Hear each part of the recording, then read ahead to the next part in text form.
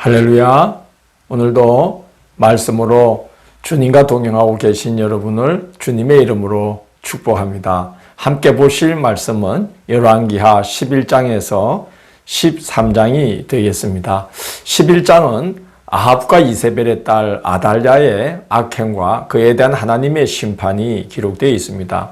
아달랴는 남유다 왕국의 여호람 왕의 아내가 되어서 왕으로서 막강한 영향력을 행사해서 남유다 왕국을 아합의 집처럼 타락하게 만들어 버렸습니다. 여호람을 이어서 그의 아들 아시아가 왕이 되자 이 아달랴는 태우로서 더욱 막강한 권세를 휘두르게 됩니다. 그런데 자기 아들 그 아시아가 북이스라엘 요람 왕에게 병문안 갔다가 예후에게 죽임을 당하게 되죠. 그러자 이제 아시아의 아들들, 즉 자기 손자들 중에 누군가가 왕이 되면 태우의 위를 잃어버리게 될 것을 우려해서 이 아달랴는 자신의 친손자들을 비롯하여 왕의 자손들을 모두 멸절시켜버리고 자기 자신이 왕이 되어버립니다. 참 그의 모친 이세벨 못지않게 참 잔악한 여인이다 하는 생각이 듭니다. 그런데 아달랴가 왕자들을 죽일 때 아시아 왕의 누이인 여호세바가 젖먹이인 요아스를 빼돌려서 성전에서 숨어 지내게 합니다. 하나님께서 아달랴의 악행을 심판하시기 위해서 아시아의 아들들 중에 젖먹이인 요아스를 남겨두신 것이죠. 그리고 요아스는 여호세바의 남편이며 제사장인 여호야다의 보호 아래 신앙으로 양육되던 중에 이제 요아스가 7살 될 때 여호야다가 세력을 규합해서 요아스를 성전에서 왕으로 옹립하고 아달랴를 처단하게 됩니다. 근데 이 아달랴는 이제 도망을 치다가 성전에서는 죽일 수가 없으니까 길을 열어주니까 도망치던 중에 왕궁에 말이 다니는 길에서 이제 죽임을 당하게 됩니다. 참 그 악인의 말로가 참 비참한 것이죠. 여호야다는 백성들을 불러 모아서 하나님 앞에서 언약을 갱신하고 바알의 신당들을 허물고 또 제단과 신상들을 깨뜨립니다.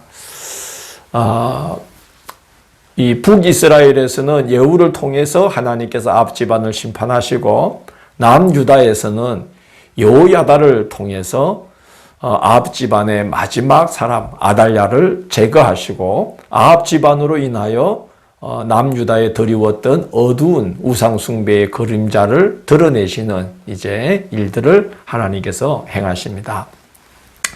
11장은 요아스가 왕이 된 후 성전에 파손된 곳을 수리하는 내용인데요. 성전이 건축되고 130년 정도가 지났을 뿐만 아니라 아달랴와 그의 아들들이 성전을 심하게 훼손했기 때문에 요아스는 왕이 되자 곧장 성전 수리에 들어가게 됩니다. 역대하 24장 7절을 보면 성전 수리를 하게 된 이유가 이렇게 기록되어 있습니다. 이는 그 악한 여인 아달랴의 아들들이 하나님의 전을 파괴하고 또 여호와의 전의 모든 성물들을 바알을 위하여 사용하였음이었더라. 이렇게 기록이 되어 있습니다. 참 이 여호사밧 왕이 남유다의 여호사밧 왕이 사람은 무고올 호인으로 참 좋기가 이루 말할 수가 없지만 아합을 가까이 하는 바람에 그의 딸로 며느리를 삼았다가 온 나라가 그 지경이 되어버리는 참 어처구니 없는 그런 이제 일이 일어나게 되어버립니다. 성전 수리가 처음에는 지지부진했지만 제도를 개편한 후에 국민적인 호응을 얻어서 잘 마무리됩니다. 12장 17절을 보면 그때에 아람왕 하사엘이 올라와서 가드를 쳐서 점령하고 예루살렘을 향하여 올라오고자 함으로라고 기록되어 있죠. 이 그때에라는 어떤 시점을 가리키는 것인가 하면은 이제 여호야다가 죽자 요아스가 변심하여서 우상을 섬기기 시작한 때를 가리킵니다. 역대하 24장 20절 이하를 보면 제사장 여호야다의 아들 스가랴가 백성들이 또 왕이 우상숭배로 돌아선 것을 책망합니다. 그러자 요아스가 백성들에게 명령을 해서 성전 뜰 안에서 스가랴를 돌로 쳐 죽이게 됩니다. 이후에 아람의 침략이 잦아지던 중에 요아스는 아람과 맞서려고 전투하다가 큰 부상을 당하게 되는데 그가 침상에 눕자 신하들이 그를 쳐서 죽이게 됩니다. 요아스는 왕의 묘실에 장사되지 못하고 조상들과 함께 다윗성에 장사됩니다. 참 왕으로서는 좀 비참한 말로라고 볼 수가 있죠. 시작은 좋았으나 끝이 좋지 않은 자들이 성경에 여러 사람 나오죠. 뭐 사울 왕을 비롯해서 출발은 좋은데 끝이 좋지 않은 사람들이 여러 사람 나옵니다. 요아스가 또 그 중에 한 사람입니다. 우리는 처음보다 나중이 더 복되고 또 처음과 끝이 동일하게 하나님의 은혜 안에 있는 그런 신앙인의 삶이 되어야 하겠어요. 13장은 북이스라엘의 예후 왕조가 이어짐이 증거되고 있습니다. 예후가 바알을 섬기는 자들을 일망타진하고 이스라엘을 새롭게 하자 하나님께서 왕위가 4대까지 이어질 것을 약속하셨는데 정말 약속하신 대로 왕조가 이어지는 이제 것이 증거되고 있는 것입니다. 예후 이후에 여호아하스 또 요아스, 여로보암 2세가 이어서 왕이 되는데 기록을 보면 다 하나같이 여로보암의 길로 행하여 하나님 앞에서 악을 행합니다.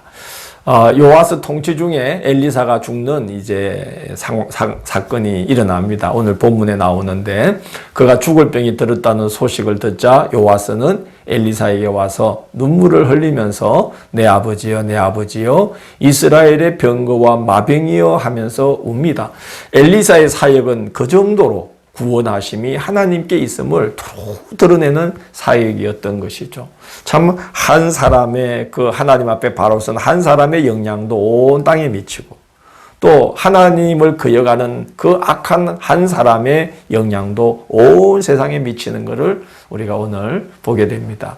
그리고 이 요아스라는 이 왕, 참 여호야다가 있을 때는 믿음으로 행하다가 여호야다가 죽자 그만 금방 신앙에서 떠나버리는 이렇게 누군가의 의존에 있는 신앙으로는 하나님 앞에 끝까지 선하게 쓰임받을 수 없구나 하는 것을 우리가 오늘 보게 되는 본문이었습니다. 다음 시간 5월 3일 월요일은 열왕기하 14장에서 16장을 파국을 향해 치닫는 이스라엘이라는 제목으로 살펴보도록 하겠습니다.